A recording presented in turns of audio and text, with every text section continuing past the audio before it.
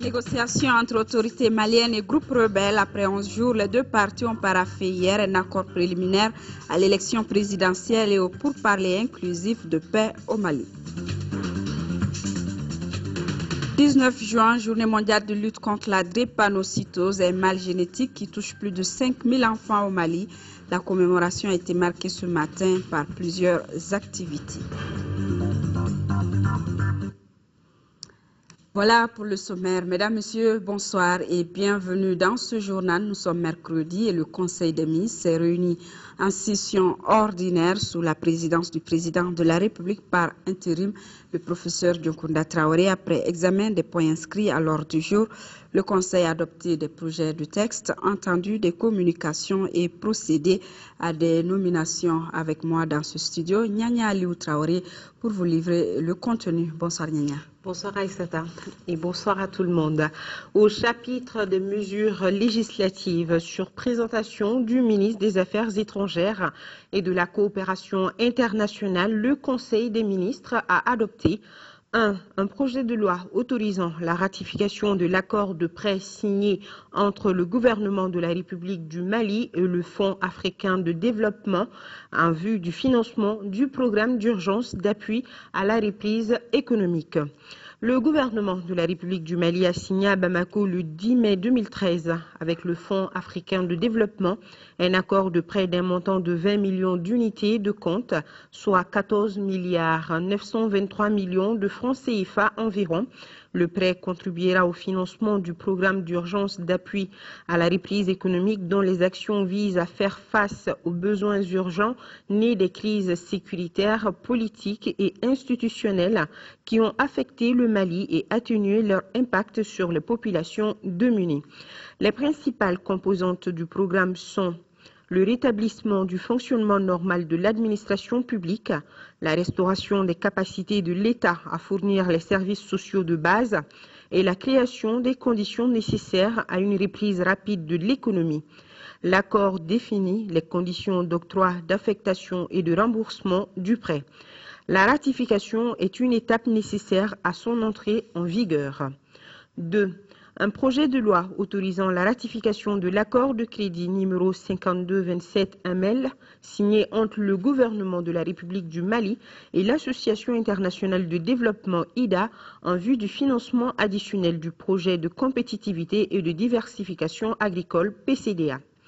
Le gouvernement de la République du Mali a signé à Bamako le 27 mai 2013 avec l'Association internationale de développement un accord de crédit d'un montant de 13 millions de droits de tirage spéciaux, soit 9 milliards 815 millions de francs CFA environ pour le financement additionnel du projet de compétitivité et de diversification agricole.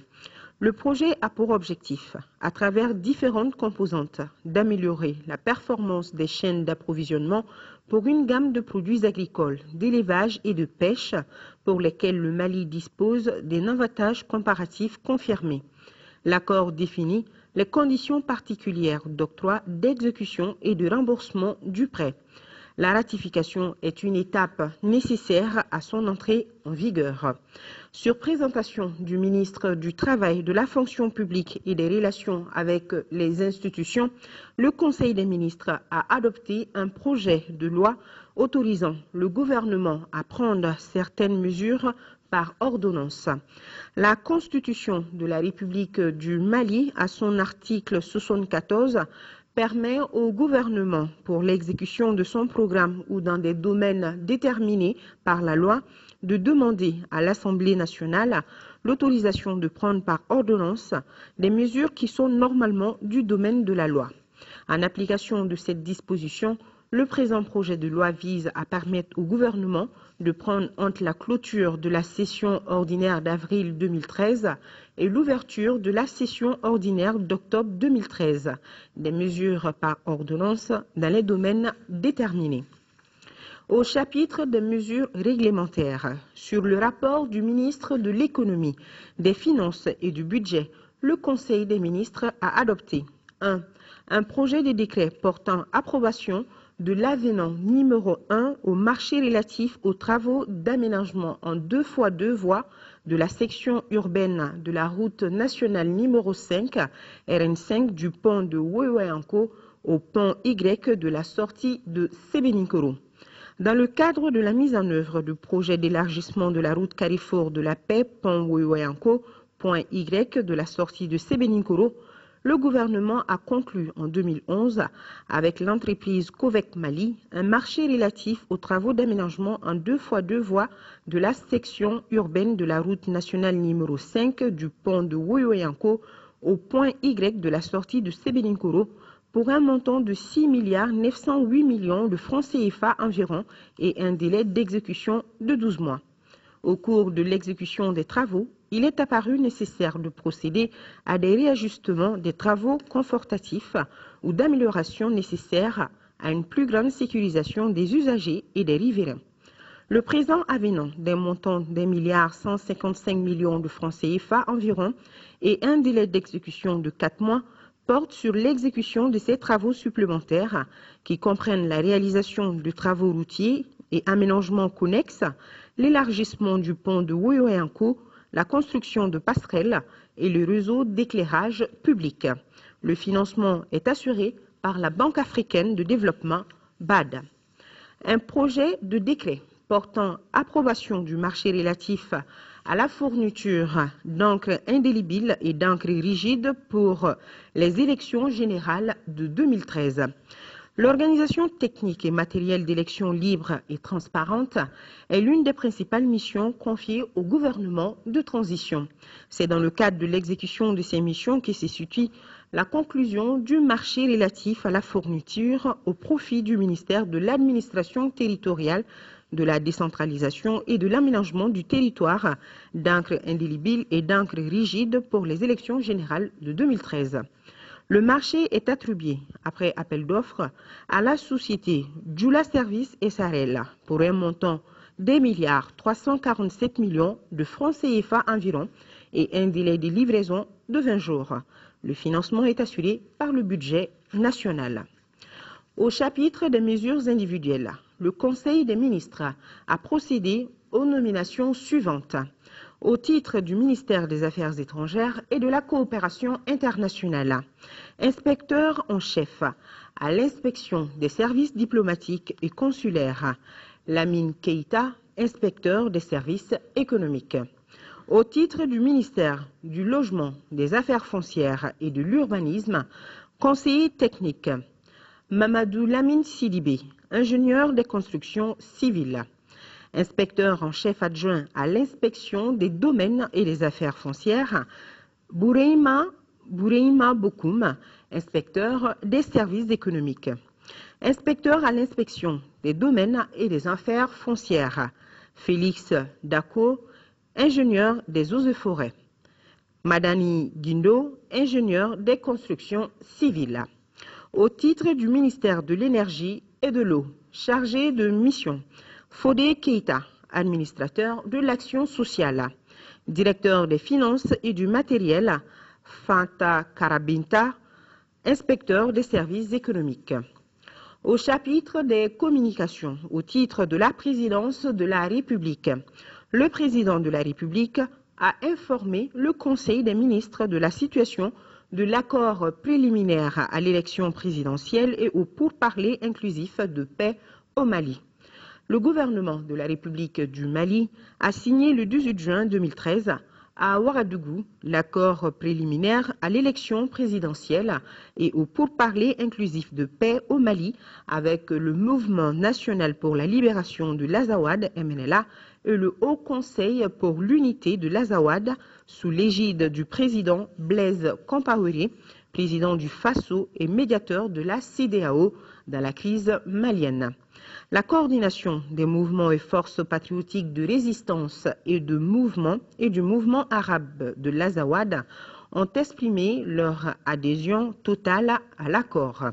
La signature de cet accord marque une étape importante dans le processus de rétablissement de l'intégrité territoriale du Mali et crée les conditions favorables à la tenue de l'élection présidentielle sur toute l'étendue du territoire national, y compris à Kidal.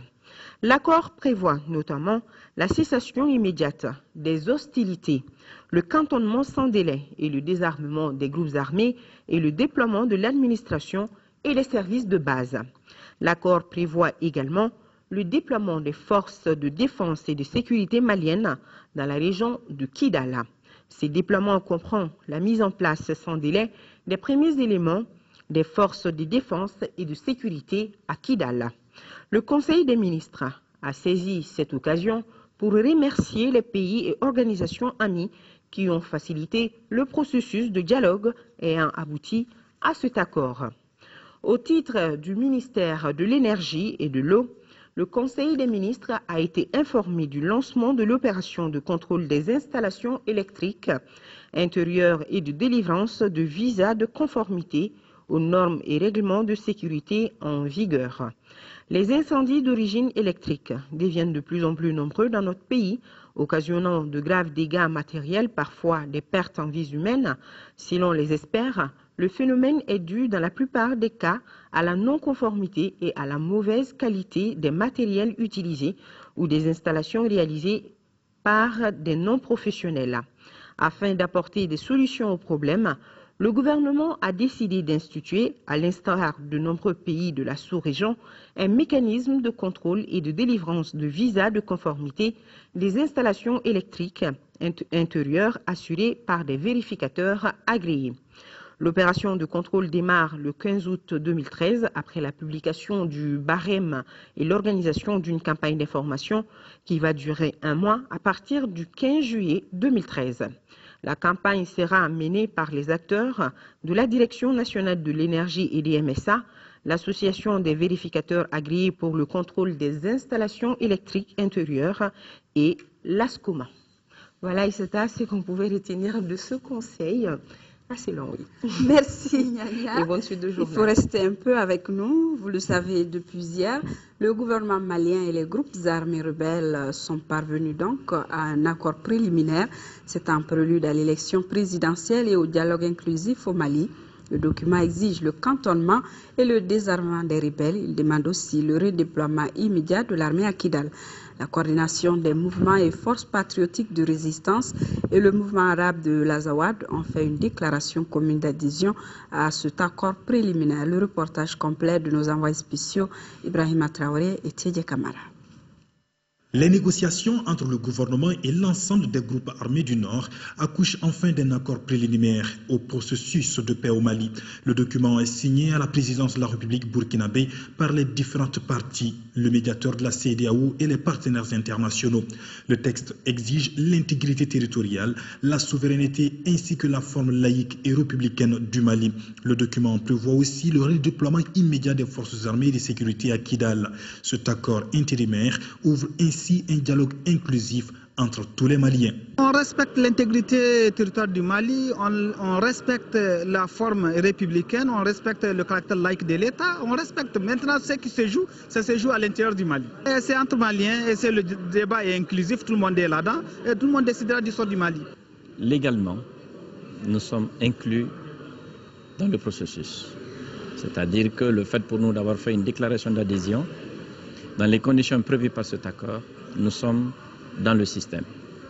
Nous le devons certainement à la volonté de notre gouvernement, mais je le dis, et surtout à la volonté opiniâtre du ministre Kéblé Dramé, qui s'est réellement battu pour que ces négociations soient inclusives.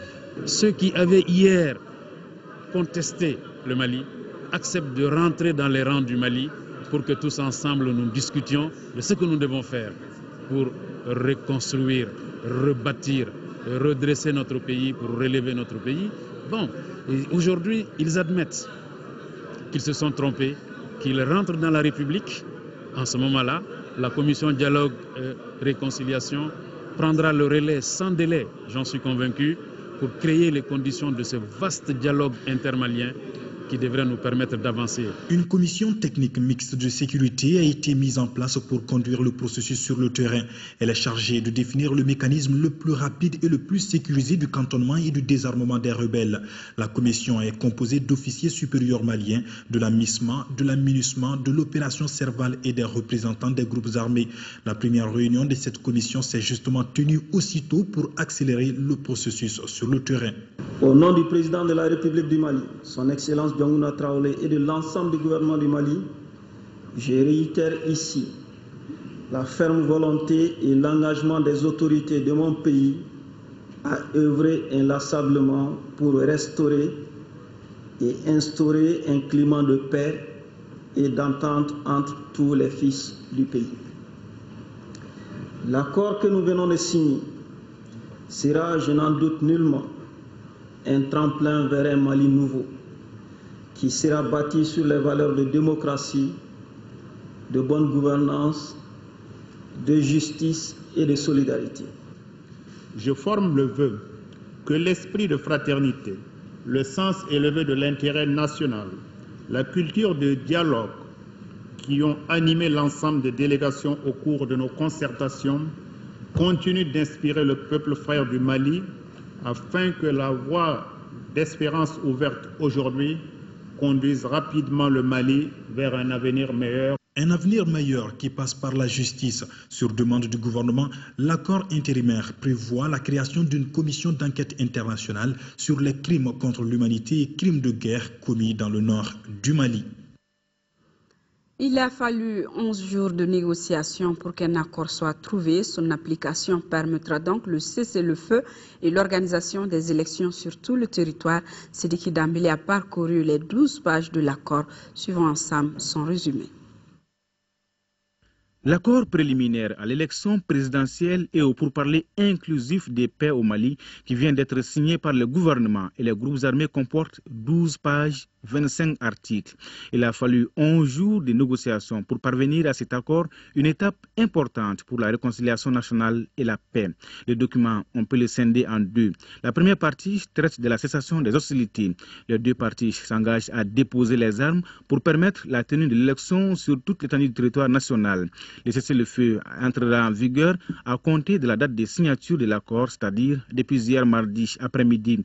Quant au désarmement des groupes armés, il est accepté par tous. La première étape est le cantonnement des éléments des groupes armés. Ce désarmement sera finalisé après la signature de l'accord global et définitif de paix dans le cadre du processus de désarmement, de démobilisation et de réinsertion. Il est prévu qu'une commission mixte comprenant 4 membres de l'armée et 4 autres des groupes du Nord se mettent immédiatement au travail pour définir les conditions et les calendriers d'un retour de l'armée et de l'administration de la signature de l'accord. Pour y arriver, les Nations Unies, l'armée française et la MINUSMA sont également représentés dans cette commission. Leur rôle, encadrer le processus sécuritaire qui s'engage pour éviter toute reprise des hostilités. Dans la deuxième partie de l'accord qui sera applicable 60 jours après l'élection présidentielle, le nouveau chef de l'État devra organiser des pourparlers plus consistants, notamment pour définir les statuts administratifs de l'Azawad et les stratégies de développement de la zone. Pour garantir le suivi et le respect de son application, les Nations Unies, l'Union africaine et l'Union européenne sont signataires de l'accord. Point de friction, le gouvernement s'opposait à ce que le mot Azawad, terme utilisé par les autonomistes Touareg pour désigner la région du Nord Mali, ne figure pas dans l'accord. Il n'a pas eu gain de cause. La délégation Touareg du MNLA et du ACUA qui réclamait que les poursuites judiciaires contre certains de ses membres soient suspendues n'a pas de son côté obtenu satisfaction. Et maintenant, il faut aller vite car le premier tour de l'élection présidentielle est toujours prévu le 28 juillet pour... Audience à la présidence, le professeur a reçu le premier ministre mauritanien Moulay Ould Mohamed Lagdaf. Il était porteur des messages. Il n'a pas voulu dévoiler le contenu du message à notre équipe de reportage, a toutefois fait savoir que la Mauritanie de la capitale, Moulay Ould Mohamed Lagdaf, est au micro de Modbo Mariko. Je suis venu porteur d'un message de son Excellence le Président Ahmed El Abdelaziz à son frère, le Président Traoré. Le message porte sur les relations bilatérales entre nos deux pays, des pays frères qui partageons énormément de choses, la géographie, l'histoire, le passé, le présent et le futur. Ce message porte essentiellement sur ce que la Mauritanie peut apporter à la sécurité au Mali, qui est notre sécurité, parce que nous voyons que ce qui touche à la sécurité du Mali touche la Mauritanie et touche d'ailleurs tous les Sahel. Donc la Mauritanie peut apporter tout ce qu'elle puisse apporter compte tenu de ses moyens pour la sécurité du Mali, pour son intégrité et pour la réconciliation. Tout ça, l'essentiel pour nous, c'est que notre zone sorte de la situation dont on se trouve ici, dans l'insécurité. Et pour ça, les deux pays doivent collaborer parce qu'ils ont un destin commun. Et c'est ce destin commun que le président m'a dit de transmettre à son Excellence le président Traoré. La Mauritanie avec le Mali pour son unité, pour sa sécurité qui est la nôtre et pour la réconciliation nationale. Nous saluons, nous encourageons toute démarche pour la réconciliation et l'accord signé hier. C'est un bon signe pour une réconciliation entre tous les enfants du Mali. Et hier, le président de la République par intérim, Dioncounda Traoré, avait reçu en audience une délégation de l'Association malienne pour l'unité et le progrès de l'islam AMUPI, conduite par son président. Ses membres en ont profité pour remettre 1 million de francs CFA comme effort de guerre à l'armée nationale. Le président de la République par intérim, Dioncounda Traoré, a apprécié ce geste patriotique et remercié en retour l'AMUPI pour ce geste citoyen. Voilà donc une délégation de l'Association malienne pour l'unité et le progrès de l'islam AMUPI qui a été reçue hier en audience par le président. Et nous poursuivons avec ce message de félicitations du président de la République à son Excellence, M. Hassan Rouhani, président de la République islamique d'Iran. Message ainsi libellé: votre brillante élection à la magistrature suprême de votre pays m'offre l'heureuse occasion de vous adresser mes très vives et chaleureuses félicitations. Le choix porté sur votre excellence constitue un hommage à vos qualités d'homme d'État qui a dédié sa vie à la cause de la nation iranienne. En cette agréable circonstance, je voudrais vous réaffirmer ma totale disponibilité à œuvrer au renforcement des relations d'amitié et de coopération existant entre la République islamique d'Iran et la République du Mali. En vous souhaitant plein succès dans l'accomplissement de vos nouvelles fonctions, je formule des vœux sincères pour votre bonheur personnel, de progrès et de prospérité croissante pour le peuple ami d'Iran. Je vous prie d'agréer, Excellence, les assurances de ma très haute considération. Le ministre secrétaire général de la présidence a reçu en audience le porteur de message du président centrafricain. Au centre des discussions, les relations bilatérales entre le Mali et la Centrafrique. Al-Husseini Touré. Ibrahim Bokoum est chargé de mission du président centrafricain. Il est venu à Koulouba pour porter un message au président malien par intérim. Les discussions ont plutôt porté sur les relations que la Centrafrique prévoit développer avec cette partie de l'Afrique, qui est l'Afrique de l'Ouest. Le Mali fait partie des pays moteurs de la CEDEAO. À cet effet, nous avons besoin vraiment de l'aide diplomatique du Mali pour essayer de nous faire entendre au niveau de la CEDEAO et plus tard au niveau de l'Union africaine. La République centrafricaine et le Mali sont deux États membres de l'Union africaine. Aussi, une importante communauté malienne réside en Centrafrique. Les membres du Conseil économique, social et culturel se forment en technique de négociation collective. La session est organisée conjointement par l'institution et l'Organisation internationale du travail. Mamadou Bagayoko. Dans le processus de mise en œuvre du plan de relance de l'économie malienne, à travers un travail décent, l'Organisation internationale du travail et le Conseil économique, social et culturel conjuguent leurs efforts. Ce travail décent qui interpelle partenaires sociaux, employeurs et employés n'est acquis qu'avec le dialogue social. Et pourquoi le Conseil économique, social et culturel pour asseoir cette politique? Nous estimons que le Conseil économique, social et culturel est une instance extrêmement importante en matière de dialogue parce que toutes les sensibilités du pays sont représentées au niveau de cette commission. C'est la raison pour laquelle nous avons estimé qu'il était bon d'abord de discuter avec le Conseil, de renforcer les capacités des différents conseillers sur les techniques de négociation, sur les techniques de dialogue, sur la gestion et la prévention et des conflits.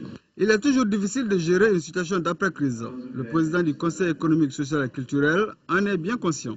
Aujourd'hui, l'une des missions principales du Conseil économique, social et culturel, c'est d'interagir rapidement afin que les Maliens puissent se parler. Pour que le pardon puisse venir, mais à quelles conditions? Et ces conditions de négociation, je pense qu'au sortir de cette session, les membres du Conseil seront très bien outillés afin de pouvoir satisfaire à cette exigence qui est de portée nationale et internationale aujourd'hui. La formation porte sur le cadre de coopération technique avec le Bureau international du travail, les principes cardinaux du dialogue social et les techniques des négociations collectives.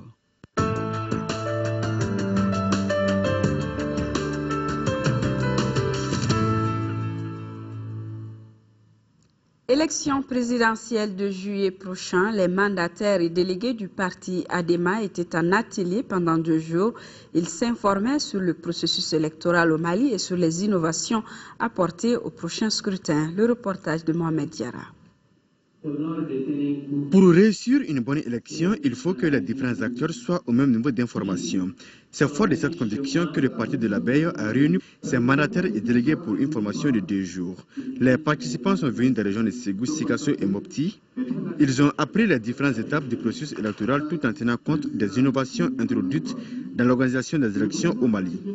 Parmi ces innovations, on peut citer l'utilisation de la carte NINA et la liste biométrique. C'est encore une fois l'occasion pour le peuple malien de tester sa capacité à confirmer ses expériences dans l'organisation et la tenue d'élections démocratiques, transparentes et crédibles. Le formateur était Ousmane Kounio, expert en développement. Les participants ont appris à élaborer une stratégie électorale, rédiger un rapport de déroulement du vote et présenter la loi électorale. Des modules qui devront permettre d'enrichir la connaissance des mandataires et délégués du parti de la Ruche. De cette formation, surtout, j'ai retenu vraiment le rôle que joue un délégué dans le bureau de vote. Nous avons été suffisamment outillés pour faire un effet démultiplicateur des modules qu'on a partagés pendant ces 2 jours. Cette formation s'imposait selon la présidente de séance. Pour Mme Dumia Fatimata Kondé, le financement que reçoivent les partis politiques est destiné à la formation et à l'information des militants des différents partis. Effectivement, c'est un recyclage. Pour la plupart d'entre vous ici présents, c'est aussi un début de formation pour la plupart d'entre vous. En tout état de cause.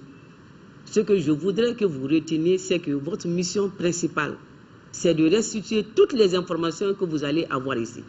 Cette formation fait suite à celle organisée en 2002 à l'intention des jeunes et femmes du parti ADEMA PASJ. Fin de la formation antique des femmes du parti Rassemblement pour le Mali RPM, organisée par le Bureau national des femmes du parti avec l'appui technique de l'AGETIC. Cette session s'est tenue du 11 au 14 juillet. Rachel Tessougué. Durant 4 jours, 50 femmes du parti du Rassemblement pour le Mali RPM ont bénéficié d'une formation antique. www.rpmamousso.ml, c'est le nouveau site mis à leur disposition pour une meilleure connaissance du parti et pour faciliter les échanges d'idées. Les objectifs, c'est de mettre toutes les femmes au point, que les femmes soient à même de pouvoir utiliser les nouvelles technologies sans problème. Les modules, c'est les Windows, MS Windows, pour montrer aux participantes ce que c'est qu'un système d'exploitation qui nous permet de travailler avec un ordinateur.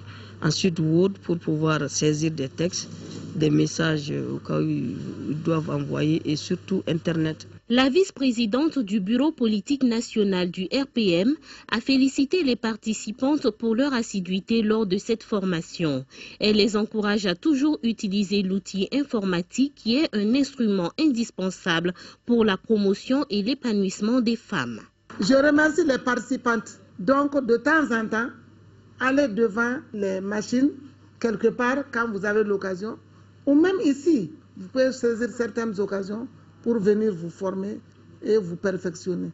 La clôture de cet atelier de formation antique s'est achevée par la remise des attestations aux participantes. Déficit de communication entre les politiques et les citoyens, un forum d'échange entre les deux parties vient d'être initié par la National Democratic Institute, NDI. Le forum regroupe une centaine de participants et bénéficie de l'appui financier de l'USAID. Pour plus de détails, écoutons le directeur résident du NDI au Mali, Dr Badeima. Il est au micro de Bourama Traoré. Il y a eu deux leçons majeures tirées de la crise politique et institutionnelle. C'est d'abord le besoin de communication entre les politiques et les citoyens. La deuxième leçon tirée, c'est la nécessité, l'absolue nécessité pour la gouvernance politique de coller au plus près des préoccupations majeures des citoyens. Nous sommes dans la perspective de l'organisation de l'élection présidentielle 2013. Il est absolument important que les partis politiques renforcent leurs projets de société et leur programme de gouvernance de demain en communiquant avec les citoyens, en prenant le pouls des préoccupations les plus essentielles des citoyens. Le débat va porter sur deux thématiques majeures, l'accès aux services sociaux de base et la question globale de la citoyenneté. Pour les autres régions, parce que ces forats d'échange entre les partis politiques et les citoyens, nous allons également le réaliser dans deux régions et les focus group nous ont permis d'identifier les préoccupations et les problèmes spécifiques de l'ensemble également de ces régions. Le ministre de l'Agriculture en visite en 4e région a rencontré les responsables des services déconcentrés. Baba Berté leur a rappelé les objectifs de la campagne agricole qui se tient cette année dans un contexte particulier. Écoutons le ministre de l'Agriculture au micro de Dougoufana Traoré. Le premier message que j'ai à leur donner, c'est qu'ils continuent à avoir comme objectif immédiat d'atteindre les objectifs de la campagne agricole. Et en termes de production, nous avons dit que pour les céréales, nous espérons 7 500 000 tonnes environ pour les céréales, à l'occasion de la campagne 2013-2014. S'agissant de la production cotonnière, je le rappelle aussi, notre objectif, nous allons aborder la campagne électorale. Le deuxième message, c'est d'éviter de mettre les services publics, de transformer les services publics en instruments de campagne politique. Ce serait dommage. Tous les partis sont les mêmes. Tous les candidats sont les mêmes. Et donc l'État doit être à égale distance de l'ensemble des candidats. Si c'est compris, je pense que nous aurons un double avantage. Le premier avantage, c'est que les agents restent dans la légalité. Le deuxième avantage, c'est de crédibiliser les services publics et de les mettre à l'abri des contingences politiques. «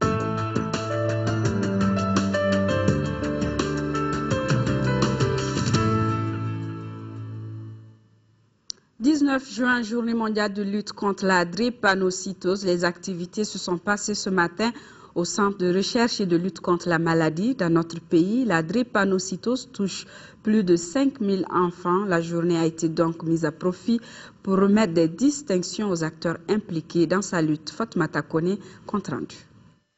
Aider efficacement à la lutte contre la drépanocytose, c'est s'inscrire dans une logique de donneur de sang régulier, un thème qui concerne toutes les sensibilités de nos jours. C'est pourquoi le Lions Club et Open Mali ont réagi en premier plan. C'est pour mieux soutenir les malades que les deux organisations ont collecté une importante quantité de sang au cours de cette journée. Un geste qui permettra de faire face à la demande. Et avec la contribution immense des Maliennes et des Maliens pour venir donner leur sang, je pense qu'il y a un potentiel ici au Mali pour pouvoir faire face à l'ensemble de ces besoins. Le but de la journée, c'est donc d'induire un comportement favorable pour apporter des lumières et améliorer l'expérience de vie des drépanocytaires alléger leur souffrance par des moyens parfois simples. Autre fait marquant de la journée, c'est la réception d'un chèque géant offert par la Fondation Bank of Africa. D'une valeur de 18 millions de francs CFA, cette aide est un plus dans la prise en charge des malades. Et puisque la Fondation a choisi d'œuvrer dans deux axes fondamentaux qui sont l'éducation et la santé, nous avons trouvé là matière à prouver notre solidarité. Cette année, nous renouvelons cette participation. Nous remettrons au directeur du centre un chèque d'un montant de 18 millions de francs CFA pour la prise en charge de 150 enfants. Les spécialistes de la maladie ont également présenté différents thèmes relatifs au bilan des réalisations faites par le centre, le cas de drépanocytose en Afrique de l'Ouest, la politique de prise en charge appuyée par l'OMS. Les activités de la semaine de l'étudiant de l'Université des sciences juridiques et politiques ont démarré ce matin. Cette 8e édition est parrainée par le président du comité de suivi de la réforme des forces de défense et de sécurité, Agali Agagissa, pour plus de détails. La semaine de l'étudiant en droit est l'occasion pour les 32 000 étudiants de l'Université des sciences juridiques et politiques de s'épanouir hors des salles de classe. Plusieurs activités sont retenues pour cette 8e édition. Le thème de conférence n'est rien d'autre que vraiment crise malienne au nord et le processus électoral. Les autorités scolaires ont salué cette initiative qui, au-delà des salles de classe, permet aux étudiants d'étendre leurs connaissances à d'autres domaines. Quant au capitaine Amadou Ayassanogo, parrain de cette édition, il a rendu hommage aux enseignants. Permettez-moi en premier lieu de rendre un hommage mérité aux hommes et femmes qui n'ont ménagé aucun effort pour donner à l'école malienne toute sa gloire et sa fierté. De vous féliciter pour les actions citoyennes et courageuses que vous menez à travers le Grand Mali. Et quand je dis Grand Mali, je dirais de Kaï à Kidal et de Sikasso à Taoudeni. Ouais. Vous êtes jeunes, n'hypothéquez jamais votre avenir et rejetez la médiocrité. Battez-vous pour l'excellence. Souvenez-vous que la ressource humaine est le socle du développement de tout État et vous êtes notre ressource humaine, chers cadets. La conférence débat sur les thèmes crise malienne et processus électoral qui a donné le ton aux festivités s'est tenue dans l'amphithéâtre baptisé Amphithéâtre Amadou Aya Sanogou. 31e session du conseil d'administration de EDMSA, lors du jour, portait sur l'arrêt des comptes au 31 décembre 2012. Le résultat net s'établit à moins de 12 milliards de francs CFA contre moins de 18 milliards en 2011, soit un taux de croissance de 3,6%. Mohamed Touré, compte rendu. Le présent conseil d'administration de DMSA porte essentiellement sur l'arrêté des comptes au 31 décembre 2012. Le total des charges est de 145 milliards en 2012 contre 140 milliards en 2011, soit un accroissement de 3,6%. Le résultat net s'établit à moins 12 milliards contre moins 18 milliards en 2011. Cette 31e session du conseil d'administration de DMSA se tient dans un double contexte. Si au plan international, il est marqué par la flambée des prix des hydrocarbures, le contexte national est surtout marqué par les conséquences de la crise du Nord. Suite à la guerre de reconquête qui s'en est suivie, dont nous saluons presque la fin, la société hérite, dans les localités concernées, d'une situation de son patrimoine fortement détériorée. L'évaluation des dites détériorations en vue d'une prise en charge dans le meilleur délai est en phase d'achèvement. Nous rappelons que l'AFD, l'Agence française de développement, s'est déjà engagée à nos côtés dans ce sens à Tombouctou, Mopti et Sévaré. La forte hausse de la demande d'électricité, plus 14%, les différentes pannes et maintenances à Manantali, Sélengué, à la Sopam et la baisse des importations sur l'interconnexion Mali-Côte d'Ivoire sont autant de difficultés pour cette entreprise. La société s'est fixé les objectifs ci-après. La location dans les semaines à venir de centrales pour une puissance totale de 58 MW. La poursuite de la réparation des centrales en panne. À moyen terme, le plan de sortie de crise prévoit la mise en place des compteurs intelligents pour mieux lutter contre la fraude et le projet d'interconnexion avec le Ghana via le Burkina Faso, entre autres. Journée de partage sur le sujet Fistula Care Mali, une initiative de IntraHealth et Engender Health avec l'appui financier de l'USAID. La journée avait pour but de partager les réalisations du projet qui a démarré en 2008 et qui est déjà à sa fin. Rachel Tessourier. La fistule est une perforation de la paroi vaginale qui communique avec la vessie ou le rectum à la suite d'un travail d'accouchement long et difficile. Au Mali, on estime que le nombre de femmes courant le risque d'une fistule est de 1804 par an. Pour faire face à ce drame, IntraHealth et l'USAID ont initié en 2008 le projet Fistula Care qui est à son terme. Ce projet qui s'étendait sur 5 ans visait à réduire l'impact des fistules obstétricales sur l'état de santé des femmes. Les résultats enregistrés par le projet se passent de tout commentaire, car il y a 460 femmes qui ont bénéficié du traitement chirurgical gratuit de réparation de la fistule. 18 chirurgiens ont été formés à la chirurgie de la fistule. 885 infirmiers et sages-femmes ont été formés aux soins et post-opératoires de la fistule obstétricale. Les hôpitaux de Caille, Sikasso et Gao ont été dotés en équipement chirurgical pour la réparation des fistules.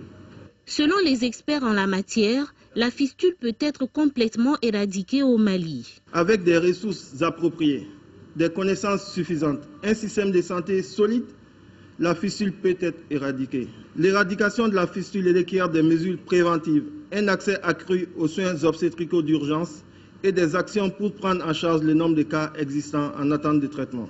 Depuis 2005, l'USAID à travers Fistula Care a pris en charge plus de 30 000 chirurgies de réparation de la fistule dans 14 pays. Plus de 600 millions de francs CFA de dons ont été remis à la population de Tienfala dans la région de Koulikoro. L'initiative est de Qatar Charity en collaboration avec l'ONG Vibon. Khadija Toukone, reportage. Par ce geste, Qatar Charity veut participer aux côtés du gouvernement malien aux efforts de développement et de reconstruction du pays après la crise. Qatar Charity, en partenariat avec l'ONG Vibon, a remis à la population de Tienfala dans la région de Koulikoro des mototaxis, des kits de pêche, des machines à coudre, un centre multifonctionnel, des logements sociaux, des forages, des centres de santé, des mosquées, etc. À partir de cette année 2013, en raison de la situation qu'a connue le Mali, le programme connaîtra une forte augmentation et va s'étendre à 2 nouvelles régions, la région de Sikasso et la région de Mopti. Parallèlement à ce programme et toujours en lien avec la situation que vit le pays, Qatar Charité est en train de préparer un programme spécial de contribution à la reconstruction des régions du Nord après leur entière libération. Le gouvernement du Mali a salué Qatar Charity pour tous ses efforts en faveur des couches nécessiteuses qui pourront ainsi satisfaire leurs besoins fondamentaux. Toutes les activités que vous menez au Mali en ces moments de crise sécuritaire s'inscrivent parfaitement dans la feuille de route du gouvernement de transition et rentrent dans la mission du département de la famille, de la promotion de la femme et de l'enfant.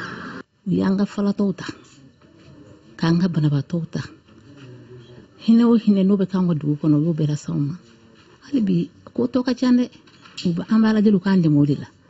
D'une valeur de plus de 600 millions de francs CFA, cette remise rentre dans le cadre de la dernière phase du vaste programme de développement de Qatar Charity démarré en 2003 dans 3 régions, à savoir Caille, Koulikoro et Ségou. Humanitaire toujours, la société Espoir de demain qui a offert 5000 pièces d'imperméables aux forces armées maliennes. Le geste entre dans le cadre des contributions à l'effort de guerre. Fademba Keita.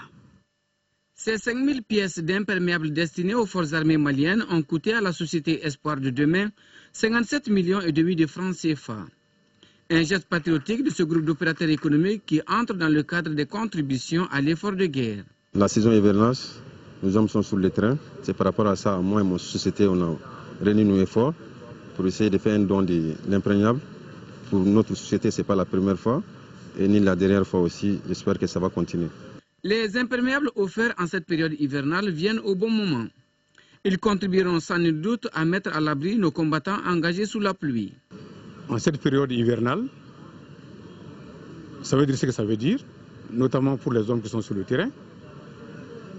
La contribution vient de porter sur 5000 imperméables. Et cela ne peut laisser en aucun cas un responsable indifférent. Du début des contributions des citoyens à l'effort de guerre à ce jour, l'ensemble des gestes de la société Espoir de demain en faveur de l'armée malienne s'élève à environ 80 millions de francs CFA. Pour le donateur, rien n'est de trop pour ceux qui donnent leur vie pour sauver leurs prochains. Fin des activités de la 14e édition de la quinzaine de l'environnement. La cérémonie de clôture a été l'occasion pour les acteurs de récompenser les gagnants de concours et de faire le bilan de leurs activités. La cérémonie de clôture s'est déroulée au Canoë Club sur les berges du Djoliba. Al-Hussein Touré y était. La remise des prix consécutive à la proclamation du résultat du concours de propriété a été l'un des temps forts de la cérémonie de clôture de la 14e édition de la quinzaine de l'environnement. Cette compétition a été remportée par la commune 3, suivie des communes 1 et 4. Ces communes se sont distinguées notamment par le respect de leur environnement. Le thème du 5 juin et le thème du 17, les questions de développement durable. Pensez, manger et préserver, ne laissez pas votre avenir se perdre. Thème qui illustre simplement les questions de développement durable. Aussi, le ministre de l'Environnement et de l'Assainissement avait de réels motifs de satisfaction. Le premier a été la présence, combien significative, de 14 000 cérémonies d'ouverture. Il s'agit là d'un signal fort qui m'incite à croire que de plus en plus, la transversalité de l'environnement est en train de devenir une réalité dans la conception du développement que notre pays envisage. Je reviens avec une grande fierté sur les 2 journées scientifiques qui ont porté sur la sécurité alimentaire et les changements climatiques, la gestion durable des terres et des eaux. Ces 2 panels de haut niveau, en nous enseignant que les barrières doivent tomber au profit d'une mobilisation des connaissances et des ressources, ont surtout mis l'attention sur les énormes potentialités nationales malheureusement méconnues ou insuffisamment mises en valeur dans notre pays. La quinzaine de l'environnement qui a été lancée le 4 juin dernier a enregistré la participation de plusieurs acteurs, dont les radios libres, les collectivités, les associations thématiques et surtout les troupes Akibodé et Nyogolon, dont les prestations sur le sujet ont été très appréciées. L'association Sasakawa pour l'Afrique a lancé son nouveau projet pour le renforcement des capacités des organisations paysannes dans les zones d'intervention de Sasakawa Mali pour 5 ans. Il serait pour les bénéficiaires un moyen d'améliorer la sécurité alimentaire. Garibou Pérou, compte rendu. Près d'1 milliard de francs CFA, c'est les fonds destinés au nouveau projet de Sasakawa Afrique Mali, intitulé Projet de renforcement des capacités des organisations paysannes dans les zones d'intervention de Sasakawa Afrique Mali. Il vise à développer les compétences autant sur le plan organisationnel que managérial des organisations paysannes. Ce projet va se concentrer sur la professionnalisation des exploitations des OP pour la gestion des chaînes de valeur. Au Mali, environ 45% de la richesse naturelle proviennent du secteur agricole et près de 75% de la population y travaille. Ce projet sur lequel le ministère de l'Agriculture fonde beaucoup d'espoir est en train, par apprentissage, de favoriser l'émergence de l'esprit d'entreprise agricole prôné par la loi d'orientation agricole avec des coopératives fortes, agrégatives, capables de prendre leur destinée en main. Les zones d'intervention de ce nouveau projet dans les 5 prochaines années sont les régions de Koulikoro, Sikasso, Ségou et Mopti. Pour cela, 6 chaînes de valeur ont déjà été identifiées au cours des études réalisées courant 2012. Il s'agit de la chaîne de valeur 1000, Niembé, maïs, riz, débat, fond étuvé, karité et la chaîne de valeur poulet des chairs traditionnelles. Voilà comment adviendra le changement d'une agriculture de subsistance vers une agriculture professionnelle autogérée au Mali. Nous poursuivons avec ce communiqué du président de l'Assemblée nationale qui porte à la connaissance des députés qu'une séance plénière de la session ordinaire en cours se tiendra le jeudi 20 juin 2013 et jour suivant s'il y a lieu à partir de 10 h dans la salle Modibo Keïta.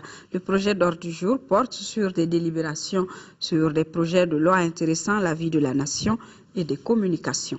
Troisième session ordinaire du comité de pilotage du projet adaptation de l'agriculture et de l'élevage au changement climatique. Les sujets à l'ordre du jour ont été le rapport d'activité 2012 et le programme d'activité 2013-2014. Nous retrouvons Rachel Tessougué. Le projet adaptation de l'agriculture et de l'élevage au changement climatique d'un coût total de plus de 5 milliards de francs CFA s'étendra sur 5 ans. Pour la période 2013-2014, plusieurs activités sont prévues. Nous prévoyons des activités dans les 5 composantes du projet, à savoir le développement des options techniques d'adaptation au changement climatique, la promotion de la filière de lait de dromadaire, la valorisation de l'agriculture en système de décrue, la fixation des berges contre l'ensablement. Malgré la crise sécuritaire que traverse notre pays, toutes les activités prévues pour l'année 2012 ont pu être menées sans préjudice sur les enjeux scientifiques du projet. Il est heureux de constater que le projet qui a été lancé en mars 2011 a permis de mettre à la disposition des utilisateurs et des scientifiques une synergie opérationnelle entre les acteurs du terrain autour des tests de technologies prometteuses. Ces résultats permettent des conditions écologiques existantes pour élargir la gamme des produits alimentaires mis à la consommation pour garantir durablement la sécurité. Choix de faire de l'agriculture l'auteur de la croissance économique. Il est appuyé par le Royaume de Norvège pour transformer ses initiatives individuelles de recherche de solutions en un projet d'adaptation de l'agriculture et de l'élevage au changement climatique. Et nous poursuivons donc avec les annonces. L'élection présidentielle 2013, les vrais enjeux, porte ce soir sur le thème de la multiplicité des partis. Boubacar Touré et leurs invités parleront essentiellement de l'impact du foisonnement des partis politiques et les conséquences sur la construction de la démocratie. Les vrais enjeux, c'est juste après cette édition qui s'achève.